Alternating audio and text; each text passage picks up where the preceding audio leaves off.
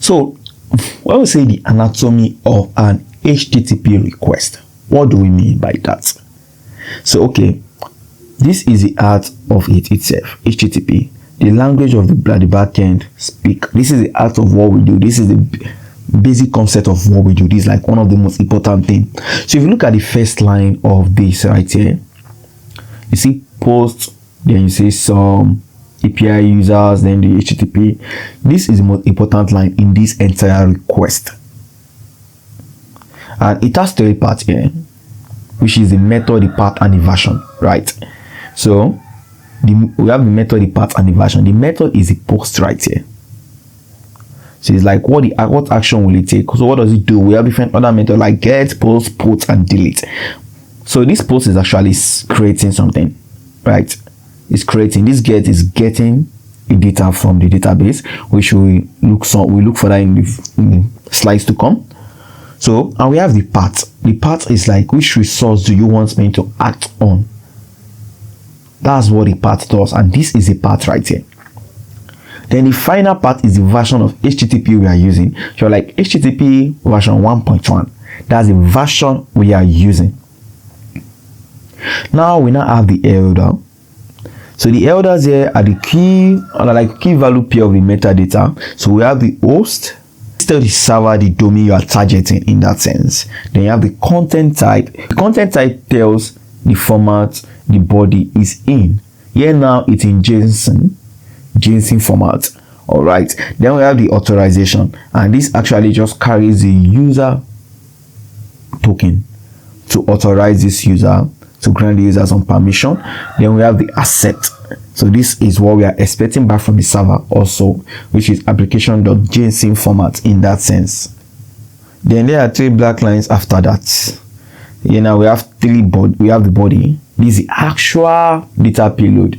In this case, a JSON, right? Because we are using a JSON format. That's a content type, right? We have the name like that paired. I think in Python you will call this dictionary, but in this context it is called a JSON. They're just likely to have like the same format in that sense. Then we have the name in email drew@example.com in that sense. So this is how it works. So now what you need to understand is every time a request hits your Django view or your FastAPI route handler, this is what arrives.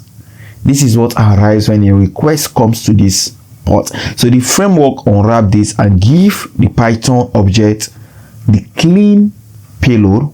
That's what it's expecting. But under the hood, this is always the structure. Here now we see the authorization, the bearer token right here. That's for the authorization to know that yes, this is actually not a guest user, but an actual user that logged in, and this user has a token. So now it's called that every view or route receive it in this structure. Every backend API receive it in this structure. It will make authentication, debugging, and the API. If you know this, it will make your authentication, your debugging, and your API design 10 times faster, 10 times clearer, and you have deeper understanding about how all this thing works. So let's go to the next, and now we talk about HTTP methods. This is like the verb of the web, and this is very, very much interesting because you'll be seeing this more often. You'll be working with this every single time as a backend developer. So here we have the get, the post, the put, the patch, and the delete.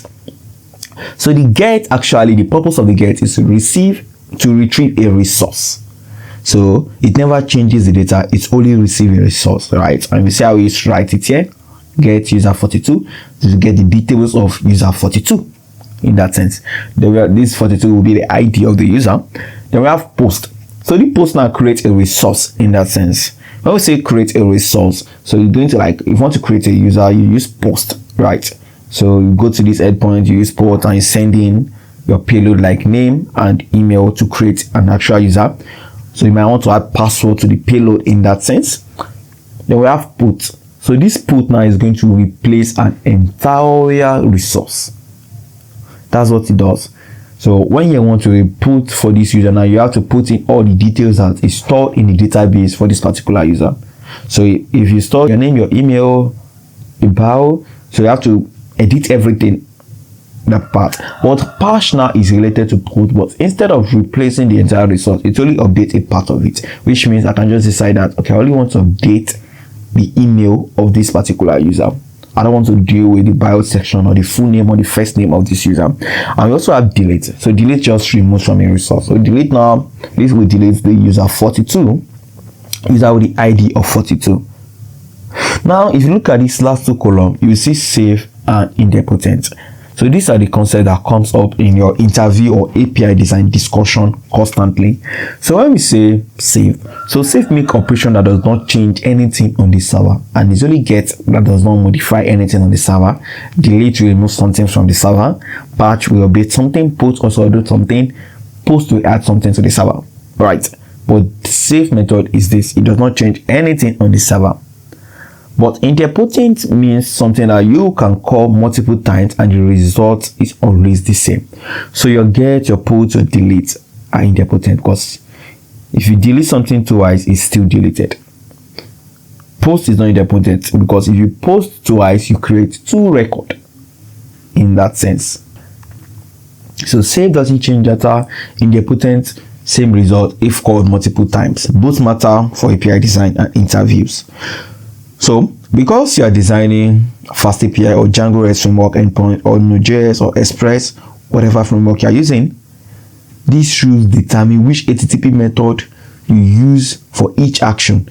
If you use post for everything, which some beginners might try to do, your API will become confusing and hard to consume, hard to understand, which is a bad practice, a very bad one. Practice. So let's go to the next one. So here is another exciting thing about back-end development in that sense.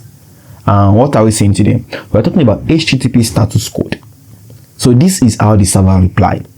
HTTP status code. So we have the one XX, which has the one XX code. This is quite informational. You will almost never see this in normal usage. This is like used for information. We have the 100 to mean continue. Then we have the 200 likes, like 2xx status code. This is something you will see often as a backend developer. 200 status code means this is the most common one. 201 means as 201 means something has been created, right? When you send a post request, you want to send 201, it is successful or something was created. So 200 is actually used for, like 2xx is actually used for success. So now depending on the context, is it just okay or you created something? But for deletion, when you delete something and it was successfully deleted, you want to return 204. So this shows that it was deleted but no content, right? Then we have 3xx, which means redirect. So which means actually you are redirecting. It's redirection, the resource has moved in that sense. Then we have the 4xx, which is like the 400, 401, 403, 404, 422. These are usually like the client error, let's say bad request, unauthorized, forbidden, or not found. Then we have the, I hate this, 5xx. So the 5xx is like 500, the internal server error. This is the most embarrassing one, and this means your code crash when the request was received. Then we have a 502, which is bad gateway. So here's a rule I live by. When you're building an API, don't just return 200 or a constant status code for everything. Use the right status code. It makes your API self-documenting and it saves the front-end developers hours of debugging. It makes your code clean, reliable, fast, and it saves the front-end developer hours of debugging, I repeat. Alright, so let's move to anatomy of HTTP response. So just like the request have a structure, the response to have a structure. It's a mirror with just like a mirror now. It's just like you can see it's quite related right here.